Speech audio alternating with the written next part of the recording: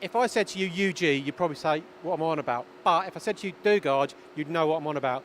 But here, we're at ValveTek, and they've got a UG HBM 110, that's correct? That's correct, yes. And this is one of only two in the country. That is correct, so I believe, yes.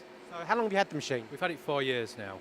Now, why did you buy it? Well, we've got traditional old Kearns-Richards horizontal boring machines that have got part retrofits, but we didn't have a B-axis for the accuracy. It was all manual setting, and we needed a full CNC machine, which is where this machine comes in.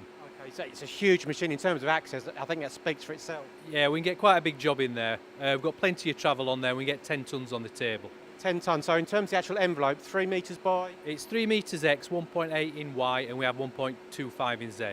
Because you're working on some big castings. We are, yeah, and we do quite often get up to 10 tonnes, but the average is probably about 2 or 3 tonnes. Okay, now with that size of component and the materials itself, you're going to need a lot of grunt and some speed as well? Not so much power. We've got 25 horsepower, but what you find is with the modern milling tools, it's a lot of high feed milling. So it's lighter cuts, but very quick, and we have got up to 10 metres a minute.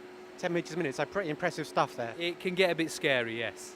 What about tools? I mean, a lot of tools in the changer? Yeah, we've got 60 tools in the tool changer. Now, I know you bought this at the show, so in terms of controls, what are you used to and what have you got on this machine? We're used to Siemens and Heidenhain here, and we've got a Fanuc on this machine, but we're very impressed with it. It's very easy to use, very operator friendly. We've got the manual guide system on there as well, which helps with programming at the machine.